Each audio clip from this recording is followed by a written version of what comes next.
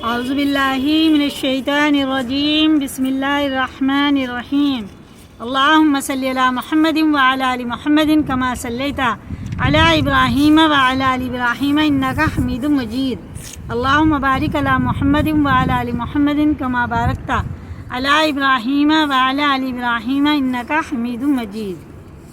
آج ہم سنڈے ہے، پہلا روزہ ہے ماشاءاللہ 2025 کا۔ رمضان مبارک ہم سب کو، آپ سب کو مبارک ہو، ہمارے دیکھنے والوں کو سب کو رمضان مبارک کی مبارکباد۔ اور یہ ہماری سنڈے والی تعلیم ہے، رمضان کے بارے میں ہم بولیں گے۔ حضرت حضرت عبادہ رضی اللہ تعالیٰ عنہ کہتے ہیں کہ ایک مرتبہ حضور صلی اللہ علیہ وسلم نے رمضان المبارک کے قریب ارشاد فرمایا کہ رمضان کا مہینہ آ گیا ہے۔ رمضان کے قریب آپ نے صلی اللہ علیہ وسلم نے ارشاد فرمایا کہ رمضان کا مہینہ آ گیا، شب برات کے مہینے میں ہی تمہاری طرف متوجہ ارشاد فرمایا رمضان کا مہینہ آ گیا جو بڑی برکت والا ہے، حق تعالی شانہ اس میں تمہاری طرف متوجہ ہوتے ہیں اور اپنی رحمت خاصہ نازل فرماتے ہیں، خطاؤں کو معاف فرماتے ہیں، دعا کو قبول کرتے ہیں، تمہارے تنافس کو دیکھتے ہیں اور ملائکہ سب فخر کرتے ہیں۔ بس اللہ کو اپنی نیکی دکھلاؤ، بس بد نصیب ہے وہ شخص جو اس مہینے میں بھی اللہ کی رحمت سے محروم ہو جائے۔ کون ہے بد نصیب؟ جو اس مہینے میں بھی اللہ کی رحمت سے مایوس ہو جائے، ہے نا، اس کی قدر نہ کریں۔ اب اس کا فائدہ سنیں۔ تنافس اس کو کہتے ہیں کہ دوسرے کی ہرس میں کام کیا جائے اور مقابلے پر دوسرے سے بڑھ چڑھ کر کام کیا جائے۔ تفاخر اور تقابل والے آئیں اور یہاں اپنے اپنے جوہر دکھلائیں۔ فخر کی بات نہیں، تحدیث بے نعمتہ کے طور پر لکھتا ہوں، اپنی نااہلیت سے خود اگرچہ کچھ نہیں کر سکتا مگر اپنے گھرانے کی عورتوں کو دیکھ کر خوش ہوتا ہوں کہ اکثروں کو اس کا اہتمام رہتا ہے کہ دوسرے سے تلاوت میں بڑھ جائے۔ کیا ہمیں ہرس کرنی ہے؟ قرآن کی تلاوت میں ایک دوسرے سے بڑھنا ہے۔ کیا کرنا ہے؟ اس نے 1 سپارہ پڑھا ہے، میں روز 2 پڑھوں گی، اس نے 2 پڑھی، میں 4 پڑھوں گی، بڑھ چڑھ کے عبادت کرنی اس مہینہ میں، ٹھیک ہے نا۔ اس نے اسراق بھی پڑھی ہے، تہجد بھی پڑھی ہے، چاشت بھی پڑھی ہے، اوابین بھی پڑھی ہے، میں بھی پڑھوں گی۔ اس نے 2 نفل پڑھی، میں 4 پڑھوں گی، اس نے 4 پڑھی ہے تو میں 6 پڑھوں گی۔ اس نے صلاۃ التسبیح جمعے کو پڑھتی ہے، میں روز پڑھوں گی، روز نہیں تو تیسرے دن پڑھوں گی، ہے نا۔ اور اس مہینے میں یہی دیکھنا ہے کون زیادہ سے زیادہ تلاوت کرتا ہے، کون زیادہ سے زیادہ نفل ادا کرتا ہے۔ بڑھ جائیں گی۔ خانگی کاروبار کے سند 15-20 پارے روزانہ بے تکلف پورے کر لیتی ہیں۔ یہ کہتے ہیں کہ یہ علماء کہتے ہیں کہ ہمارے گھر کی عورتیں گھر کا کام کر کے بھی 15-20 سپارے روز پڑھ لیتی ہیں، اور ہمارا کیا ہوتا ہے، ذرا سے کام سے تھک جاتے ہیں۔ تھکنا نہیں ہے، یہ مہینہ تھکنے کا نہیں ہے۔ کتنا بھی عبادت کر لو، یہ نہیں کہنا کہ ہاں ہم نے زیادہ کر لی یا ہم تھک گئے، نہیں، یہ تو تھکنے کا ہی مہینہ ہے۔ خوب عبادت کرو، خوب عبادت کرو، ہے نا، کم سونا، اور یہ بھی نہیں کہ کھانے پہ ہی ٹوٹ پڑو۔ سحری میں بھی خوب اتنا کھا لو کہ سارے دن طبیعت خراب رہے، افطار میں بھی اتنا کھا لو کہ تراویح بھی نہیں پڑی جائے، نہیں، حساب سے کھانا ہے نا، اور عبادت میں سب سے آگے بڑھنا ہے۔ حق تعالی شانہ اپنی رحمت سے قبول فرمائے اور زیادتی کی توفیق عطا فرمائے، آمین ثم آمین۔ نبی کریم صلی اللہ علیہ وسلم کا ارشاد ہے، رمضان المبارک کی ہر شب روز میں اللہ کے یہاں سے جہنم کے قیدی چھوڑے جاتے ہیں۔ روزانہ افطاری کا ٹائم اللہ کے یہاں جہنم سے قیدی چھوڑے جاتے ہیں۔ جو جہنم والے ہیں نا، جو جہنم میں، ان کو روز رہا کر کے جنت میں ڈالا جاتا ہے، ٹھیک ہے۔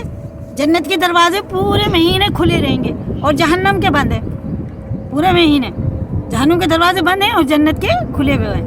تو روزانہ افطاری کا ٹائم جہنم میں سے کتنے لوگوں کو نکال کے جنت میں ڈالا جاتا ہے، جہنم سے رہا ملتی ہے، قیدی چھوڑے جاتے ہیں۔ اور ہر مسلمان کے لیے ہر شب و روز میں ایک دعا ضرور قبول ہوتی ہے۔ 24 گھنٹے میں مسلمان کی ایک دعا ضرور قبول ہوتی ہے رمضان میں، روزے میں، ٹھیک ہے نا۔ تو ہمیں خوب دعائیں کرنی ہے اور اچھی اچھی دعائیں کرنی ہے اللہ سے۔ پتہ نہیں کون سا ٹائم ہے ہماری دعا قبول ہونے کا، قبول ضرور ہوتی ہے۔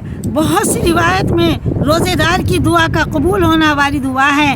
بعض روایت میں آتا ہے کہ افطار کے وقت دعا قبول ہوتی ہے. افطاری کے ٹائم باہر نہیں جانا کھیلنے کے لیے, ٹھیک ہے. کیا کرنا ہے؟ وضو کر کے اور اپنے دسترخوان پہ جو بھی اللہ تعالیٰ نے ہمیں رزق دیا, نعمتیں دی ہیں, اپنے دسترخوان پہ رکھ کے اور دعا کرنی ہے, ٹھیک ہے نا. ہنسنا نہیں ہے, ایک دوسرے پہ مذاق نہیں کرنی ہے, کھیل کود نہیں کرنا ہے, ادب سے بیٹھنا ہے, کیونکہ اللہ تعالیٰ کی خاص توجہ ہوتی ہے اس ٹائم اپنے بندوں کی طرف. مگر ہم لوگ اس وقت کھانے پر اس طرح گرتے ہیں کہ دعا مانگنے کی تو کہاں فرصت, خود افطار کی دعا بھی یاد نہیں رہتی ہے نا. نہیں, ایسے نہیں کرنا. افطار کی دعا بھی ہمیں اچھے سے یاد رکھنی ہے, من میں پڑھتے رہو اور اللہ سے اور بھی دعائیں مانگتے رہو. یاد نہیں رہتی افطار کی مشہور دعا یہ ہے, اللہم لک سمتو, سمتو نہیں بولنا ہے, سمتو وبک آمنتو وعلیک توکلتو وعلی رزقک افطرتو. خود بھی یاد کرو, اپنے دوستوں کو بھی یاد کراؤ, ہے نا, اپنی امی کو یاد کراؤ, پاپا کو یاد کراؤ, دادی کو یاد, سب کو یاد کراؤ, تاکہ تم بھول جاؤ تو تمہاری امی, دادی, دوست تمہیں یاد دلا دے, ہے نا. ترجمہ ہے اس کا, اے اللہ تیرے ہی لیے روزہ رکھا. کس کے لیے رکھا؟ اس دعا کا ترجمہ ہے, معنی ہے یہ, اے اللہ تیرے ہی لیے روزہ رکھا, تجھی پر ایمان لایا ہوں اور تجھی پر بھروسہ ہے, تیرے ہی رزق سے افطار کرتا ہوں. جو بھی کچھ ہوتا ہے, پانی, دال, روٹی, کھجور, پھل, فروٹ, کس کے دیے ہوئے ہوتے ہیں؟ اللہ کے. تو اللہ کے لیے تو ہم نے روزہ رکھا, اللہ کے دیے ہوئے رزق سے ہم افطار کرتے ہیں. اور اس میں ہمارا رزق بھی اللہ بڑھا دیتا ہے. جتنا ہمیں رمضانوں میں کھانے کو ملتا ہے نا آدھی رات اٹھ کے, اور افطاری میں بھی اتنا ہم پورے 11 مہینے کھاتے ہیں, کبھی بھی نہیں. کوئی بھی نہیں اٹھاتا, آ جاؤ کھا لو, آ جاؤ کھا لو. کوئی اٹھاتا ہے؟ نہیں اٹھاتا نا, سب سوئے پڑے رہتے ہیں. یہ دیکھو مہینہ کیسا ہے, رات کو بھی اٹھ کے ہم لوگ کھاتے ہیں. ہماری اماں اٹھاتی ہیں, اپنے بچوں کو سب اٹھاتی ہیں, اٹھ جاؤ کھانا کھا لو, اٹھ جاؤ سحری کھا لو, اٹھ جاؤ. اگر روزہ بھی نہیں رکھ پاؤ گے, طبیعت خراب ہے, تو سحری تو ضروری کھا لو. اگر سحری کھانے کا من نہیں ہے, ایک لقمہ ہی کھا لو یا ایک پانی کا گھونٹ ہی پی لو, تو سحری کا ثواب ہمیں مل جائے گا, ٹھیک ہے نا. حدیث کی کتابوں میں یہ دعا مختصر ملتی ہے. حضرت عبداللہ بن عمرو بن عاص رضی اللہ تعالیٰ افطار کے وقت یہ دعا کرتے تھے, اللہم انی اسألک برحمتک التی وسعت کل شیء ان تغفر لی. اس کا ترجمہ کیا ہے؟ یہ افطار کے وقت کی دعا ہے, آپ نے وسلم کرتے تھے, ٹھیک ہے نا. اے اللہ تیری اس رحمت کے صدقے جو ہر چیز کو شامل ہے, یہ مانگتا ہوں کہ تو میری مغفرت فرما دے. بعض کتب میں خود حضور صلی اللہ علیہ وسلم سے یہ دعا منقول ہے, یا واسع الفضل اغفر لی. یہ تو سب کو یاد ہو گئی, پڑھ کے سناؤ.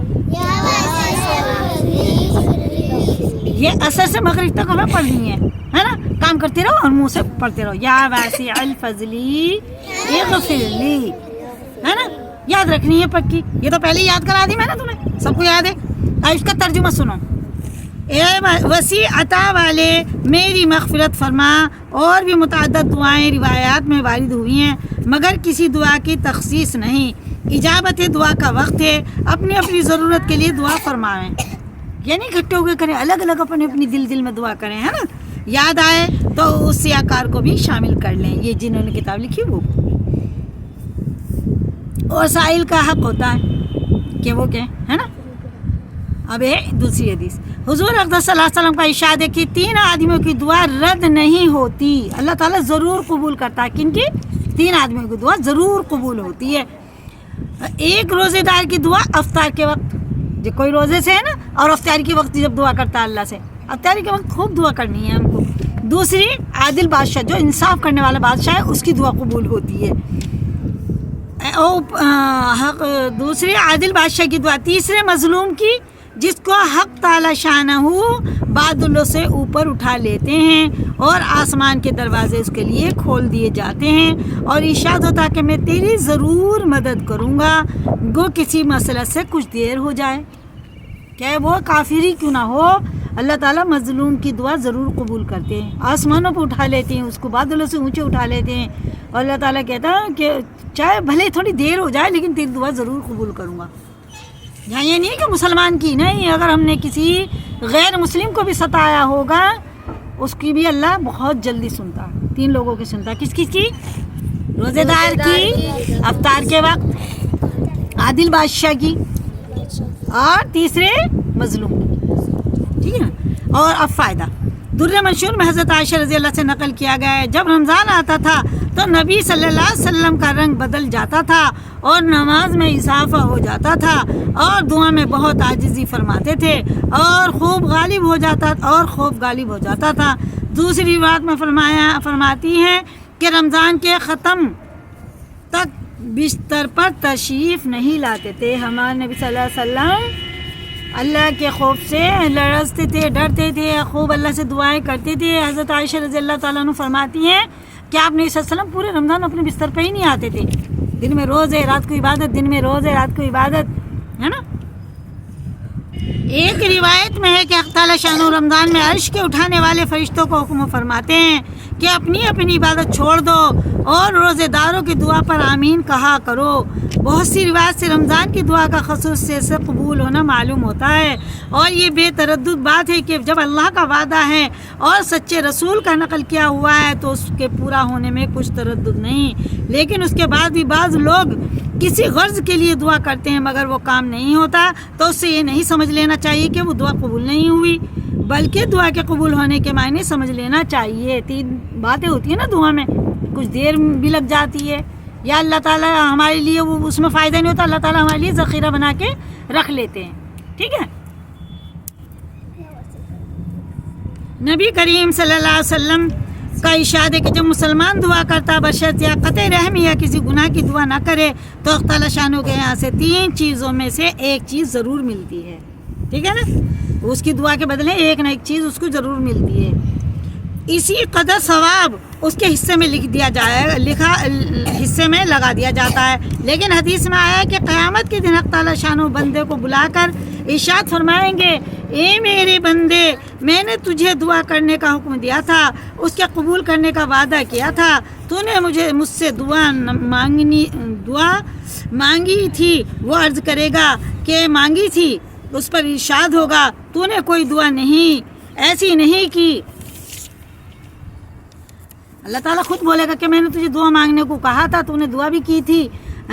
عزیز کو میں نے قبول نہ کیا ہو، تو نے فلاں دعا مانگی تھی کہ فلاں تکلیف ہٹا دی جائے، میں نے اس کو دنیا میں پورا کر دیا تھا. اللہ تعالیٰ یاد دلائیں گے کل قیامت میں. اور فلاں غم کے دفع ہونے کے لیے دعا کی تھی مگر اس کا اثر کچھ تجھے معلوم نہیں ہوا، میں نے اس کے بدلے میں فلاں اجر ثواب تیرے لیے متعین کیا کہ فلاں تجھے اس کے بدلے میں ثواب دے دیا.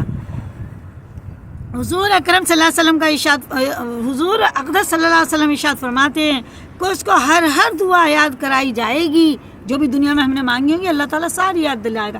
فلاں دن تو نے یہ مانگی تھی، فلاں ٹائم یہ مانگی تھی، اور وہ تو میں نے دیکھے جب قبول کر لی تھی، اور کچھ میں نے نہیں کری تھی تو تجھے نہیں پتا، آسمان سے بلائے پریشانی تیرے لیے آ رہی تھی، وہ میں نے ہٹا دی تھی.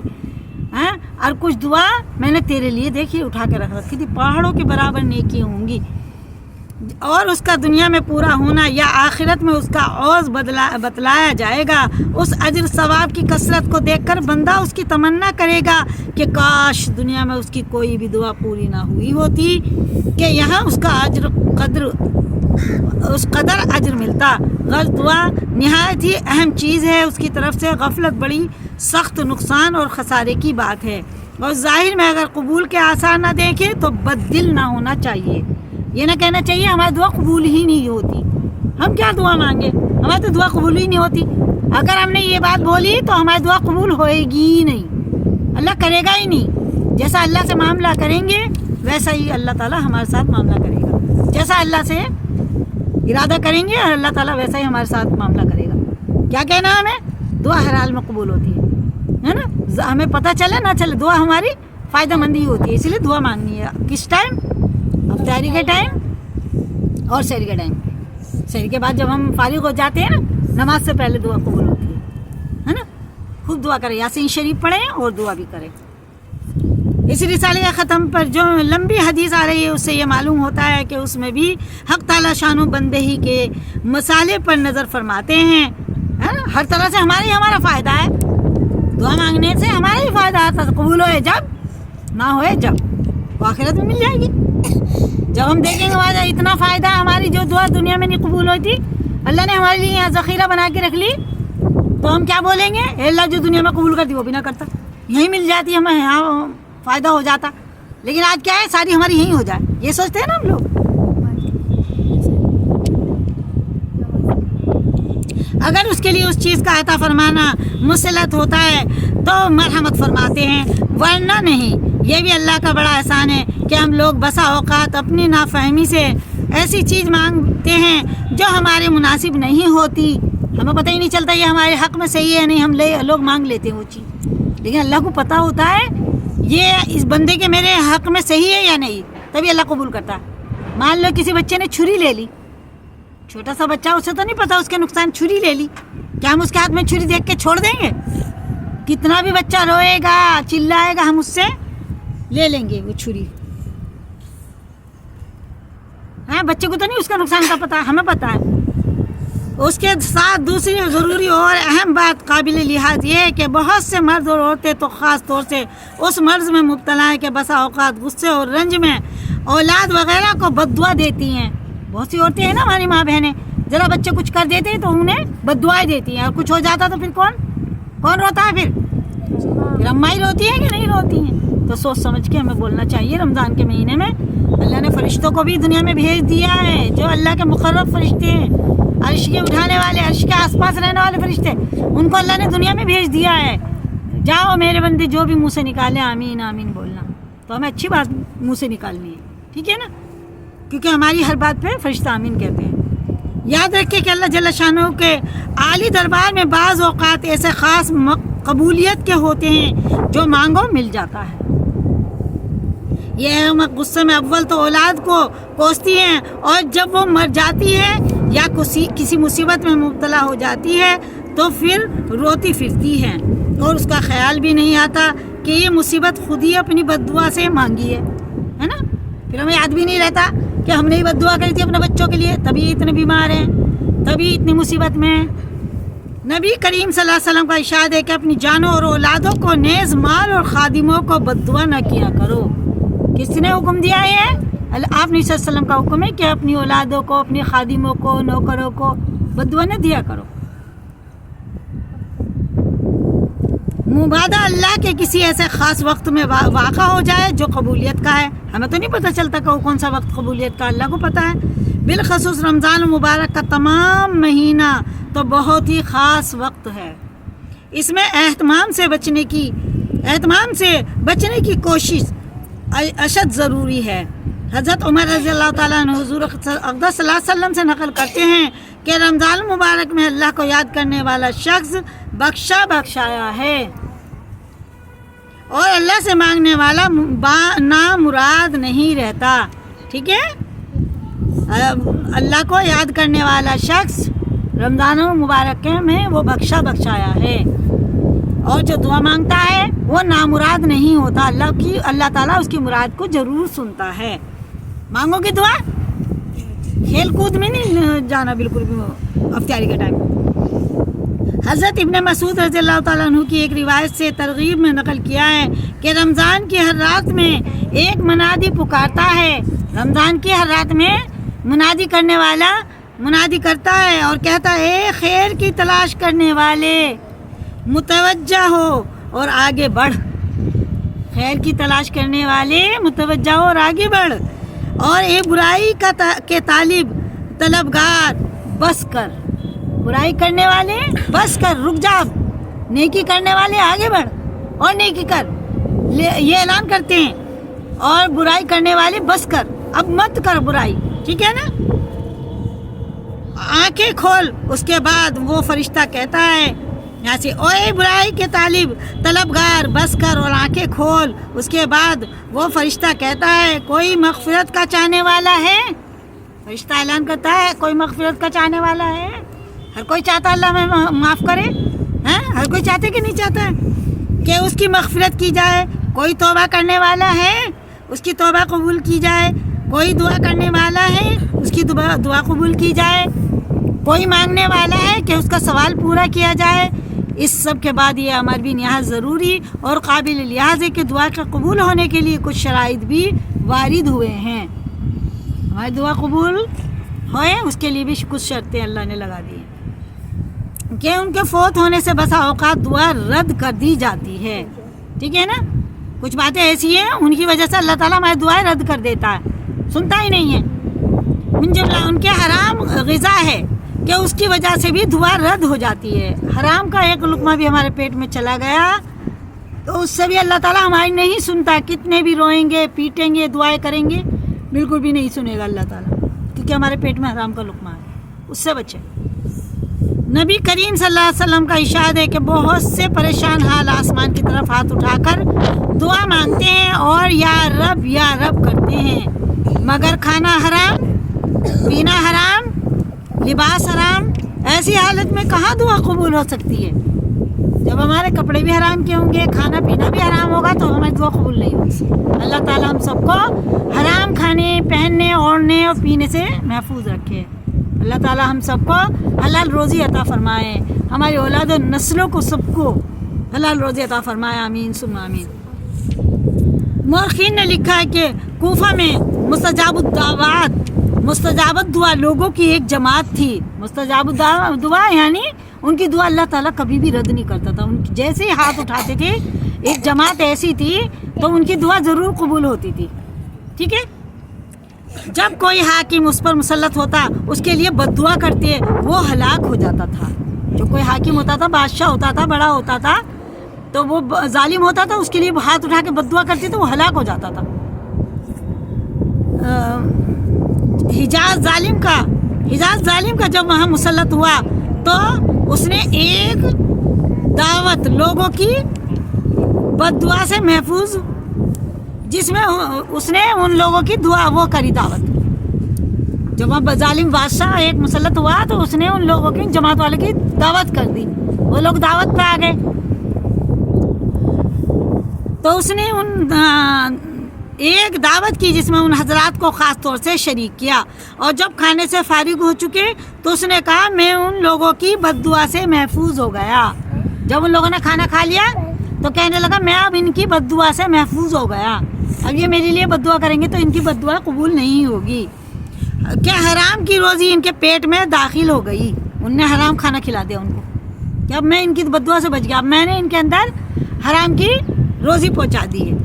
اس کے ساتھ ہمارے زمانے کی حلال روزی پر بھی ایک نگاہ ڈالی جائے جہاں ہر وقت سود تک کے جواز کی کوشش جاری ہو. ملازمین رشوت کو اور تاجر دھوکہ دینے کو بہتر سمجھتے ہیں. رشوت لینا بھی تو حرام ہے نا. اور تاجر جیسے کوئی ہم کپڑا بیچتے ہیں یا کوئی اور چیز بیچتے ہیں, اس میں کم ناپ تول کر دیتے ہیں, ہے نا. کپڑے میں نقص ہے, بتاتے بھی نہیں ہیں, ایسے ہی بیچ دیتے ہیں, تو وہ بھی ہمارے لیے حرام ہو جاتا ہے. اگر ہم نے اپنے کسی چیز میں, بیچنے والی چیز میں کوئی نقص ہے اس میں, تو ہم اسے بتا کے بیچیں. ٹھیک ہے نا. کوئی بھی چیز ہے اس میں بتا دیں کہ اس طرح کی ہے تو وہ صحیح ہو جائے گا. اور دھوکہ چھپا کے بیچا, کم ناپ تول کری تو وہ حرام ہو جائے گا. حضور صلی اللہ علیہ وسلم کا ارشاد ہے خود حق تعالی شانہ اور اس کے فرشتے سحری کھانے والوں پر رحمت نازل فرماتے ہیں. کون؟ سحری کھانے والے پر کیا ہوگا؟ حضور صلی اللہ علیہ وسلم کا ارشاد ہے خود حق تعالی شانہ, اللہ تعالیٰ خود اور اس کے فرشتے, ایسے نکلنا, سحری کھانے والوں پر رحمت نازل فرماتے ہیں. آپ نے صلی اللہ علیہ وسلم نے فرمایا ہے کہ اللہ تعالیٰ اور اس کے فرشتے سحری کھانے والوں پر رحمت بھیجتے ہیں. تو اگر تمہارا سحری کھانے کا دل بھی نہیں کر رہا, ایک لقمہ ہی کھا لیا کرو, ایک گھٹ پانی پی لیا کرو, تاکہ اللہ تعالیٰ اور اس کے فرشتوں کی رحمتوں میں آ جاؤ. ٹھیک ہے نا.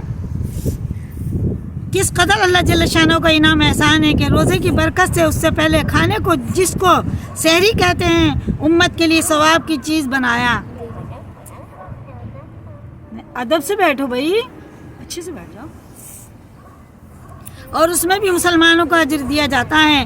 بہت سی حدیث میں سحر کھانے کی فضیلت اور اجر کا ذکر ہے. علامہ عینی رحمۃ اللہ نے 17 صحابہ رضی اللہ سے اس کی فضیلت کی احادیث نقل کی ہیں اور اس کے مستحب ہونے پر اجماع نقل کیا ہے. بہت سے لوگ کاہلی کی وجہ سے اس فضیلت سے محروم رہ جاتے ہیں اور بعض لوگ تراویح پڑھ کر کھانا کھا کر سو جاتے ہیں اور وہ اس کے ثواب سے محروم رہ جاتے ہیں. کچھ لوگ تو شام کو ہی سحر کھا لیتے ہیں تراویح پڑھ کے ہی, کہ सहरी में उठना ना पड़े, तो उनको क्या सवाब मिलेगा सहरी का? सहरी के टाइम सहरी खाओ, फायदा भी होगा, हमारे पास टाइम भी कम होएगा, भूखा रहने का टाइम भी तो कम होगा हमारे पास। सहरी में देर करना, इफ्तारी में जल्दी करना, ये भी तो सुन्नत है ना, हमारे ही तो फायदे की चीज़ें हैं। इसीलिए और वो उसके सवाब से महरूम रह जाते हैं, इसलिए कि लुगत में सहर उस खाने को कहते हैं जो सुबह के करीब खाया जाए। सहरी नाम ही उसका है कि वो अजान से कुछ देर पहले ही खाया जाए। सुबह सादिक होती है जब अजान होती है।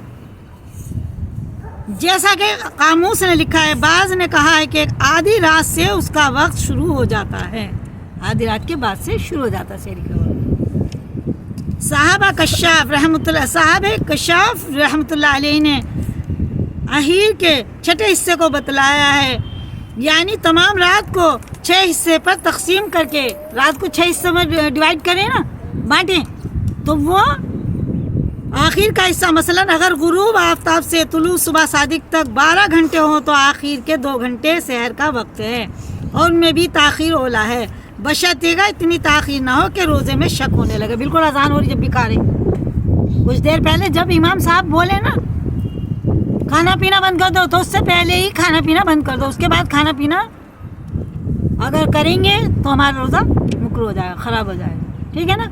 जब इमाम साहब बोले उससे पहले अपना खाना पीना छोड़ दो। सहरी की फजीलत बहुत सी हदीस में आई है।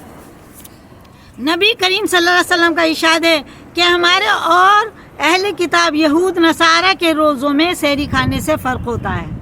यहूदी और नसारा, उनके और हमारे रोज़े में क्या फ़र्क है? सहरी का, उनके सहरी नहीं है, वो सहरी नहीं खाते। एक जगह इरशाद है सहरी खाया करो कि उसमें बरकत है। क्या है? सहरी खाया करो उसमें बरकत है।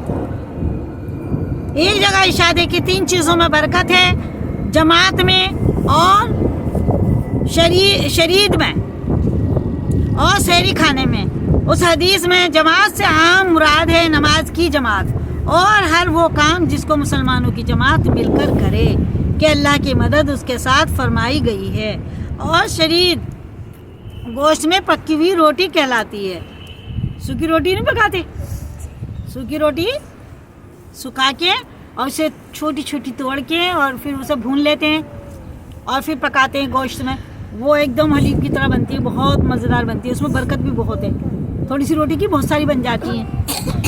यहाँ लजीज खाना होता है। तीसरे सहरी, नबी करीम सल्लल्लाहु अलैहि वसल्लम जब किसी सहाबी को अपने साथ सहर खाने के लिए बुलाते तो इरशाद फरमाते कि आओ बरकत का खाना खा लो, है ना। सहरी इनकी तरह सहरी खा लो, आ जाओ, आओ बरकत का खाना खा लो, क्योंकि सहरी में बरकत है।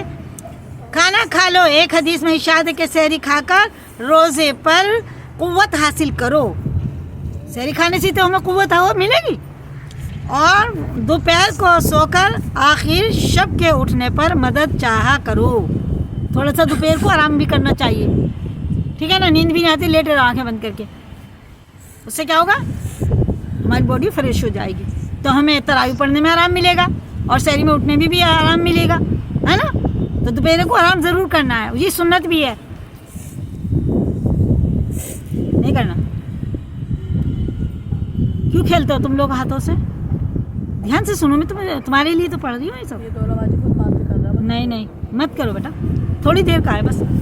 हज़रत अब्दुल्लाह बिन हारिस रज़ी अल्लाह ताला एक सहाबी रज़ी अल्लाह से नकल करते हैं कि मैं हुज़ूर सल्लल्लाहु अलैहि वसल्लम की खिदमत में ऐसे वक्त हाज़िर हो कि आप सल्लल्लाहु अलैहि वसल्लम सहरी नोश फरमा रहे थे। आप वसल्लम सहरी खा रहे थे, उस टाइम गए सहाबी। आप सल्लल्लाहु अलैहि वसल्लम फरमाए कि एक बरकत की चीज़ है और जो अल्लाह ने तुमको अता फरमाई है उसको मत छोड़ना। किसको नहीं छोड़ना? सहरी को नहीं छोड़ना। हुज़ूर सल्लल्लाहु अलैहि वसल्लम ने मुतअद्दिद रिवायात में सहूर की तरगीब फरमाई है, हत्ता कि इरशाद है कि और कुछ ना हो तो एक छुआरा ही खा ले। कुछ भी नहीं है घर में तो एक छुआरा तो खा ही लो, सहरी की बरकत और सवाब मिल जाएगा। हटाओ, ये क्या मसला है तुम लोगों का?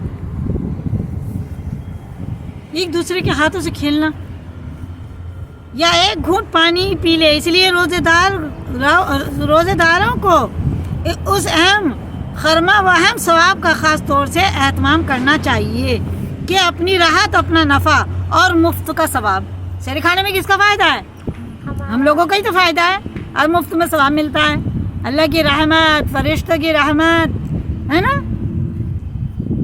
مفت کا ثواب. مگر اتنا ضروری کہ افطار اور تفریح تو ہر چیز میں مضر ہے، اس لیے نہ اتنا کم کھائے کہ عبادت میں ضعف محسوس ہونے لگے. کم بھی نہیں کھاؤ کہ کمزوری آ جائے، اور نہ اتنا یاد رکھیں کہ اتنا زیادہ کھاوے کہ دن بھر کھٹی ڈھکارے آتی رہے. اتنا بھی ٹھوسے نا اوپر نیچے کہ ہمیں بھوک نہ لگ جائے خوب سارا کھا لو، کہ سارے دن کھٹی ڈھکارے آتے نہیں، اس سے بھی ہمارا روزہ خراب ہو جاتا ہے نا.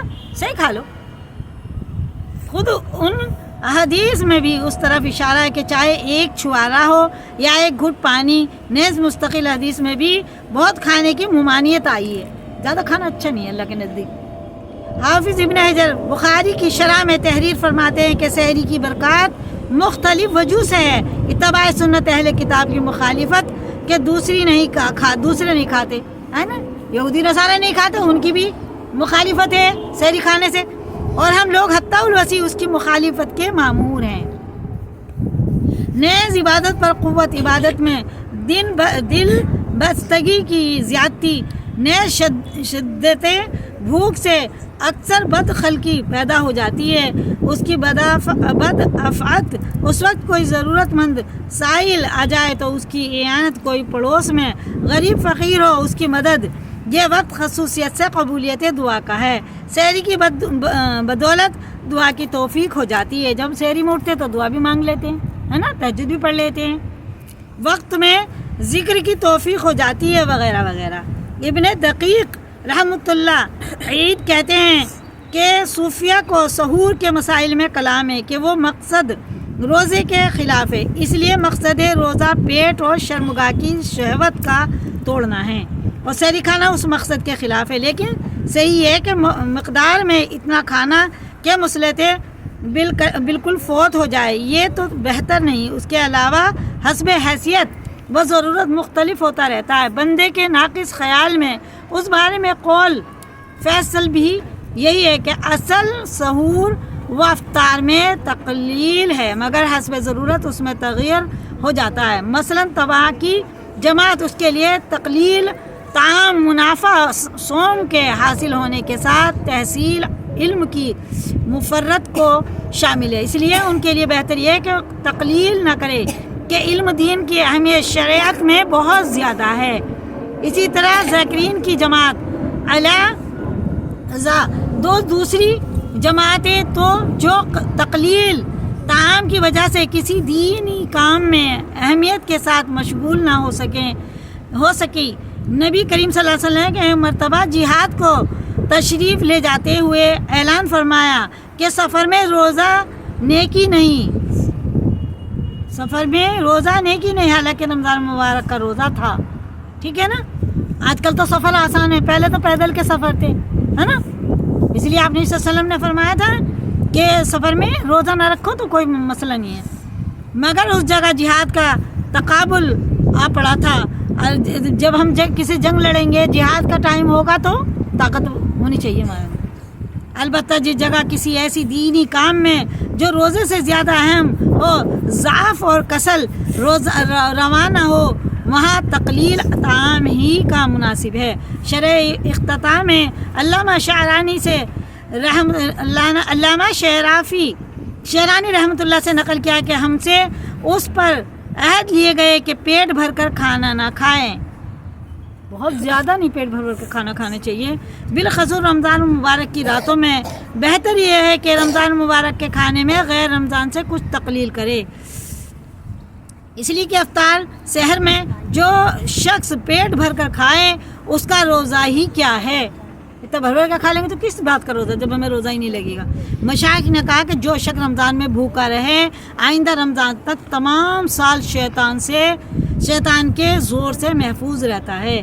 اور بھی بہت سی مشائخ سے اس بات میں شدت منقول ہے، جو کم کھاتا ہے نا رمضانوں میں تو پورے سال شیطان سے وہ محفوظ رہتا ہے.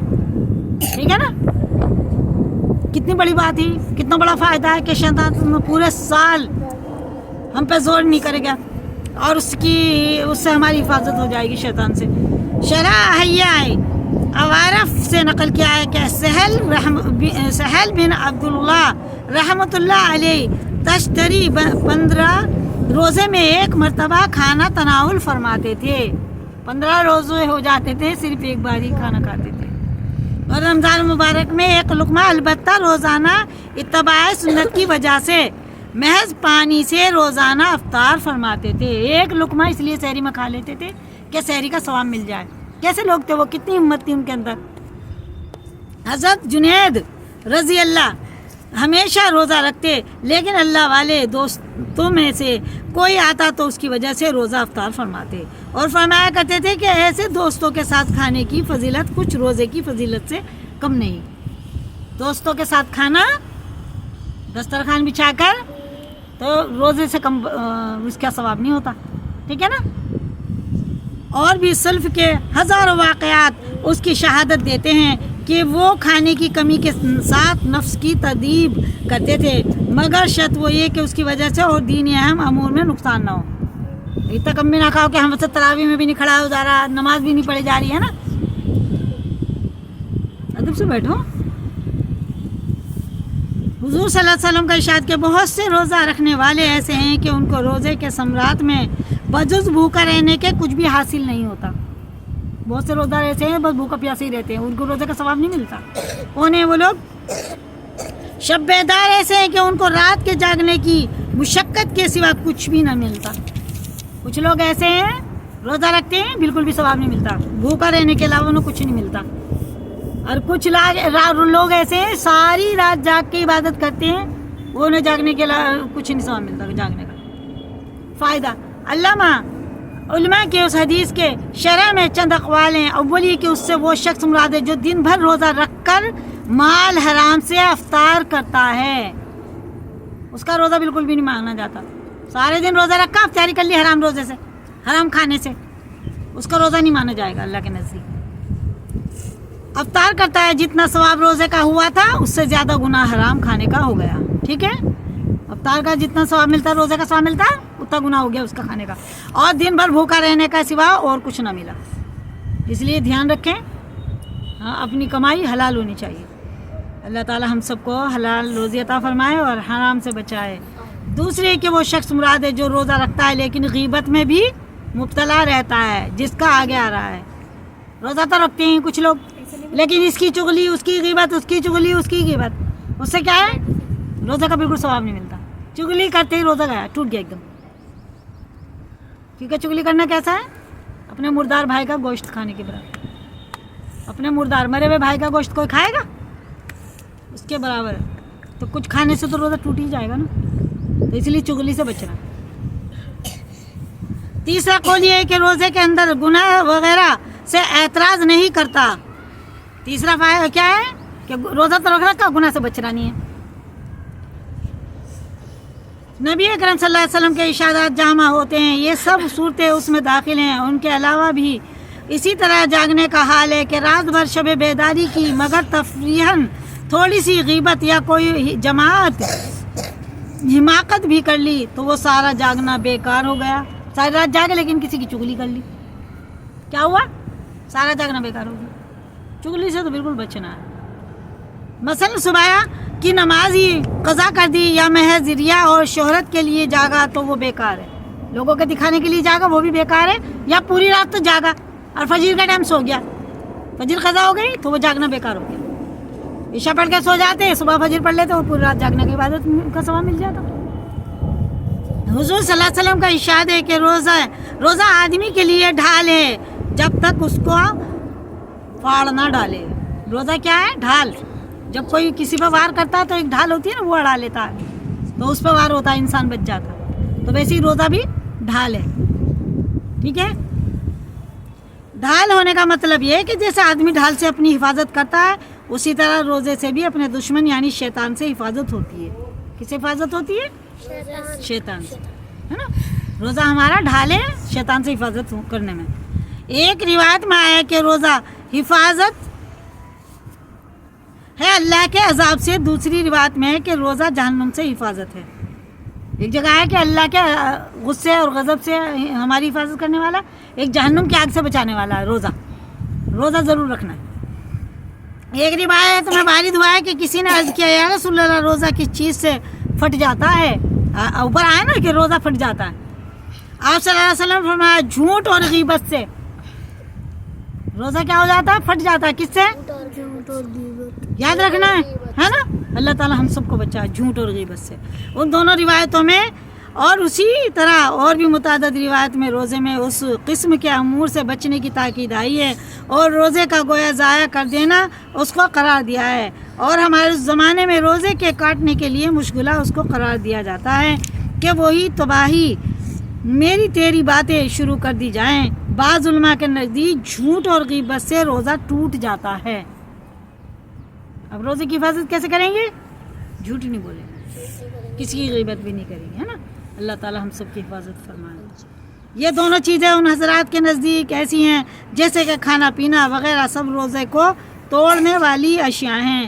جمہور کے نزدیک اگرچہ روزہ ٹوٹا نہیں مگر روزے کی برکات جاتی رہتی ہیں تو کسی کو بھی انکار نہیں. ٹائم بتاؤ کیا ہے.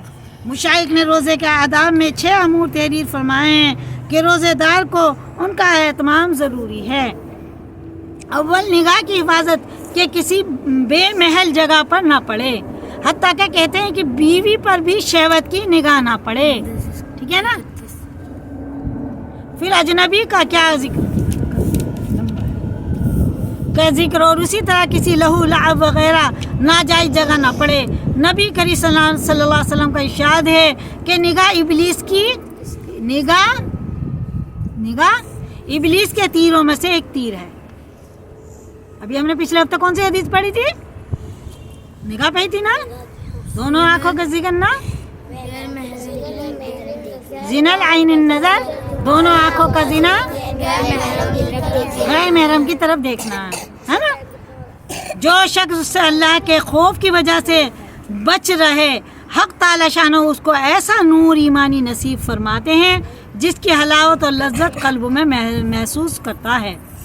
اللہ کوئی اپنی نگاہ کو بچا لے گا نا غیر محرم کی طرف دیکھنے سے تو اللہ تعالیٰ اس کو ایسی لذت محسوس کرے گا, اسے ایسا نور اللہ تعالیٰ عطا فرمائے گا کہ وہ خود محسوس کرے گا. صوفیہ نے بھی محل کی تفسیر یہ کی کہ ہر ایک چیز کا دیکھنا اس میں دخل ہے جو دل کو حق تعالی شانہ اسے ہٹا کر کسی دوسری طرف متوجہ کر دے. دوسری چیز زبان کی حفاظت, آنکھ کی حفاظت, زبان کی حفاظت ہے. جھوٹ, چغل لغو بکواس, اس غیبت بدگوئی, بکواس غیبت بدگوئی, بد کلامی, جھگڑا وغیرہ سب چیزیں اس میں داخل ہیں. ٹھیک ہے نا. بخاری شریف کی روایت میں ہے کہ روزہ آدمی کے لیے ڈھال ہے, اس لیے روزہ دار کو چاہیے کہ زبان سے کوئی فحش بات یا جہالت کی بات مثلا تمسخر, جھگڑا وغیرہ نہ کرے. ٹھیک ہے, اس سے بچے. اگر کوئی دوسرا جھگڑنے لگے تو کہہ دے کہ میرا روزہ ہے, یعنی دوسرے کی ابتدا کرنے پر بھی اس سے نہ الجھے. ہم نہیں لڑ رہے, دوسرا ہی لڑ رہا, جب بھی کہتے میرا روزہ ہے نہ الجھے بالکل بھی. اگر وہ سمجھنے والا ہو تو اس سے کہہ دے کہ میرا روزہ ہے, اور اگر وہ بیوقوف نہ سمجھ ہو تو اپنے دل کو سمجھا دے کہ تیرا روزہ ہے. وہ نہ سمجھے تو خود ہی سمجھ لے کہ میرا روزہ ہے, مجھے نہیں جواب دینا چاہیے. تجھے ایسی لغو بات کا جواب دینا مناسب نہیں. بالخصوص غیبت اور جھوٹ سے تو بہت اعتراض ضروری ہے کہ بعض علماء کے نزدیک اس سے روزہ ٹوٹ جاتا ہے, جیسا کہ پہلے گزر چکا ہے. نبی کریم صلی اللہ علیہ وسلم کے زمانے میں 2 عورتوں نے روزہ رکھا. آپ نے صلی اللہ علیہ وسلم کے زمانے میں 2 عورتوں نے روزہ رکھا. روزے میں اس شدت سے بھوک لگی کہ ناقابل برداشت بن گئی. ان عورتوں کو ایسی بھوک لگی مرنے حال ہو گئی.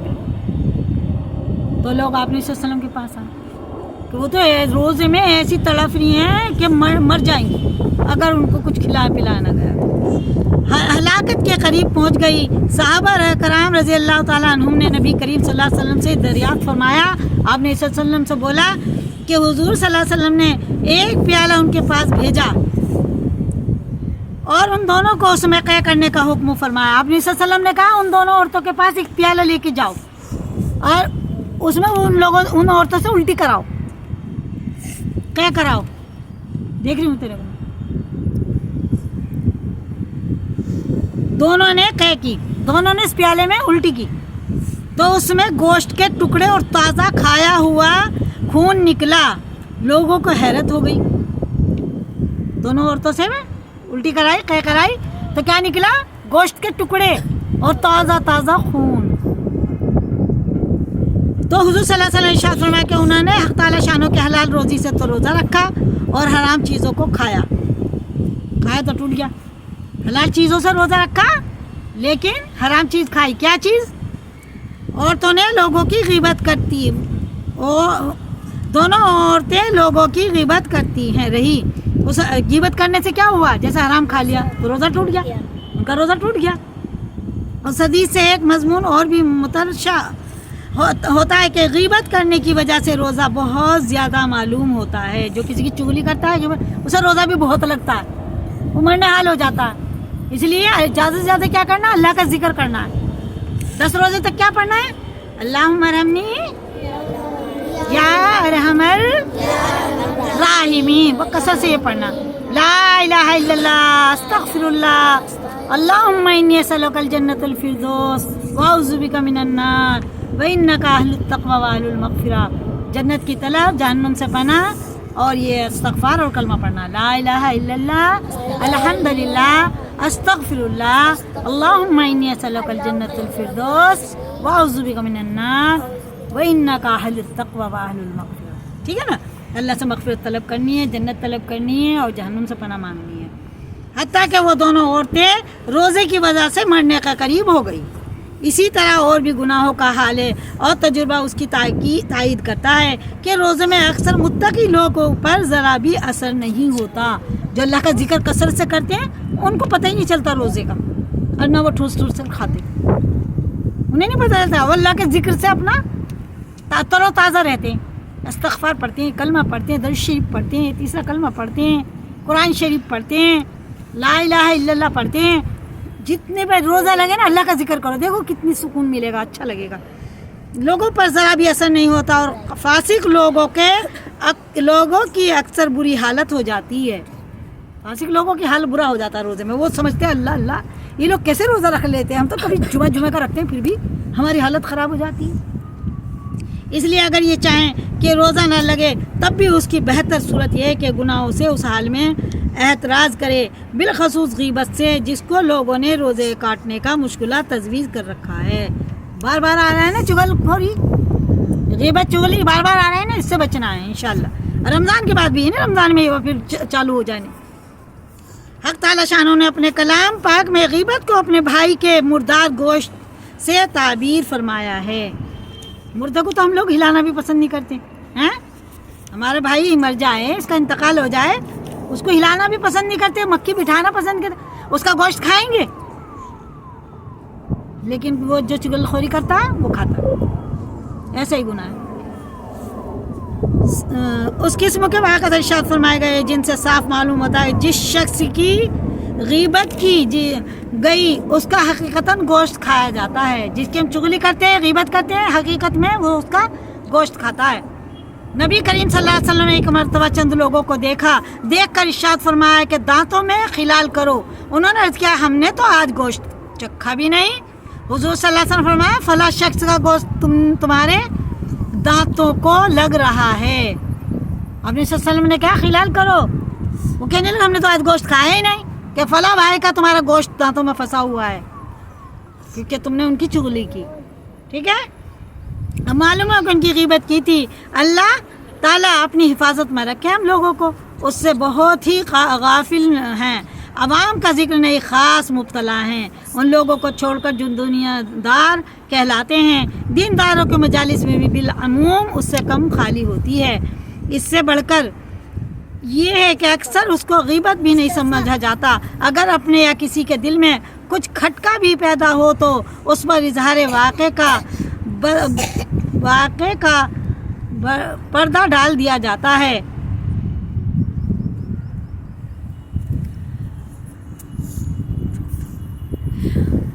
دعا کر لیں بھائی، دعا کر لیں.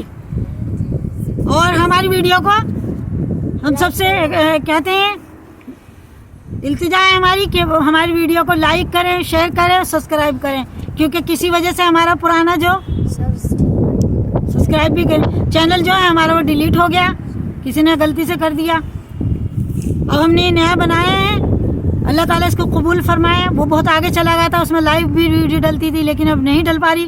آپ لوگ ہمارا سب ساتھ دیں گے, اس کو لائک کریں گے, شیئر کریں گے, سبسکرائب کریں گے, تو ہمارے یہ بڑھیں گے, ویوز بڑھیں گے, تو ہم جب ہی لائک ڈال پائیں گے, ہے نا. لائیو جب بھی ڈلے گی ہماری ویڈیو, ہم سبھی دیکھنے والوں سے سننے والوں سے کہتے ہیں کہ اس کو لائک کریں اور شیئر کریں, سبسکرائب کریں, تاکہ ہمارے چینل پہلے جیسا ہی چلے اور بڑھے. ہمیں بہت دکھ ہوا, ہمارا وہ چینل ڈیلیٹ ہو گیا اور سب ہماری ویڈیو چلی گئی. نہیں تو ہم تو لائیو ڈالا کرتے, عصر سے مغرب اور سنڈے کے سنڈے لائیو ویڈیو ڈالا کرتے. تو ہماری یہی دعا ہے اللہ تعالیٰ سے کہ اللہ تعالیٰ ہماری اور ہمارے دین کی حفاظت فرمائے, اور گھر گھر میں ہمارا دین اسلام پہنچے, اور ہم سب کو اللہ تعالیٰ دین کے کام میں محنت کرنے میں قبول فرمائے. یہ ہمارا چھوٹا سا مدرسہ اللہ تعالیٰ اسے بھی قبول فرمائے, اور رمضان کا مہینہ اللہ تعالیٰ ہم پر آسان فرمائے, ہے نا. ہمیں روزے نماز کی توفیق عطا فرمائے, اور ہمیں تہجد پڑھنے کی, اشراق اور چاشت پڑھنے کی ہمت عطا فرمائے, اور اوابین پڑھنے کی بھی ہمیں ہمت عطا فرمائے, اور اللہ تعالیٰ ہمیں چغلی غیبت سے بچنے کی توفیق عطا فرمائے, دین کے کام میں محنت کرنے والا بنائے, دین کو سمجھنے کی توفیق عطا فرمائے, ہر بیماری اور پریشانی سے ہماری حفاظت فرمائے, اور اللہ تعالیٰ ہر غیبی مدد ہماری فرمائے, ہمیں اپنی چادر رحمت میں ڈھانک لے, اور دین پر چلنا آسان فرمائے. یا اللہ ہمارے بدنوں سے سستی اور کاہلی کو دور کر دے, اور ہماری سستی کو دور کر دے. یا اللہ ہمارے روزے نمازوں کو قبول فرما. یا اللہ جہاں کہیں بھی دنیا میں جو کوئی پریشان ہے ان کی پریشانی کو دور فرما کے ہم سب کی مغفرت فرما. یا اللہ جتنے بھی ہمارے چینل میں جڑنے والے ہیں, دیکھنے والے, سننے والے, سب کی مرادیں پوری فرما. یا اللہ سب کو ہدایت فرما. جو بے اولاد ہیں اولاد نصیب فرما. یا اللہ جو با اولاد ہیں ان اولادوں کو ان کے لیے ذریعہ نجات بنا دینا, ذریعہ ہلاکت نہ بنانا. یا اللہ تو ہم سب کو بھی اپنے ماں باپ کا فرما بردار بنا دے. رب ارحمہما کما ربیانی صغیرا. یا اللہ جس طرح سے بچپن میں ہمارے ماں باپ نے ہم پر رحم فرمایا ہے, یا اللہ تو ان پر رحم فرما. یا اللہ تو ان پر رحم فرما. ہماری نماز روزہ قبول فرما, دین پر چلنا آسان فرما, کلمے والی زندگی عطا فرما, پردے والی زندگی عطا فرما, چغلی اور غیبت سے حفاظت فرما. یا اللہ ہم سب کو خوش نصیب لوگوں میں لکھ لے. یا اللہ بد نصیب لوگوں سے ہمارے ناموں کو مٹا دے. یا اللہ لکھنا بھی تمہارا کام ہے اور مٹانا بھی تمہارا کام ہے, لوہے قلم بھی آپ کے پاس ہے. یا اللہ ہم سب کو خوش نصیب لوگوں میں لکھ لے. یا اللہ ہماری نماز روزوں کو قبول فرما لے. یا اللہ ہم گناہ گار ہیں, خطا وار ہیں, سیاہ کار ہیں, پر تیرا نام بھی غفار ہے, اے غفور الرحیم ہم سب کی مغفرت فرما دے. یا اللہ ہم تو ایسے گناہ گار ہیں, ایسے گناہ گار ہیں کہ تیری زمینوں نے ایسا گناہ گار نہیں دیکھا, تیرے آسمانوں نے ایسا گناہ گار نہیں دیکھا. یا اللہ ہم سب کی جائز دعاؤں کو قبول فرما کر ہماری مغفرت فرما. یا اللہ ہم سب کی جائز دعاؤں کو قبول فرما. یا اللہ مانگنے کا ڈھنگ نہیں آتا پھر بھی تیرے آگے ہاتھ پھیلائے ہوئے بیٹھے ہیں, ہم سب کی جائز دعاؤں کو قبول فرما. جو مانگا ہے وہ بھی عطا فرما, جو مانگنے سے رہ گیا وہ بھی عطا فرما. یا اللہ تو ہم سے راضی ہو جا. یا اللہ تو ہم سے راضی ہو جا. اللہم صلی علی محمد وعلی آل محمد کما صلیت علی ابراہیم وعلی آل ابراہیم انک حمید مجید. اللہم بارک علی محمد وعلی آل محمد کما بارکت علی ابراہیم وعلی آل ابراہیم انک حمید مجید. سبحان ربک رب العزت عما یصفون وسلام علی المرسلین والحمد للہ رب العالمین. جب دم واپس لب پہ ہو سب کے کلمہ لا الہ الا اللہ محمد الرسول اللہ صلی اللہ علیہ وسلم.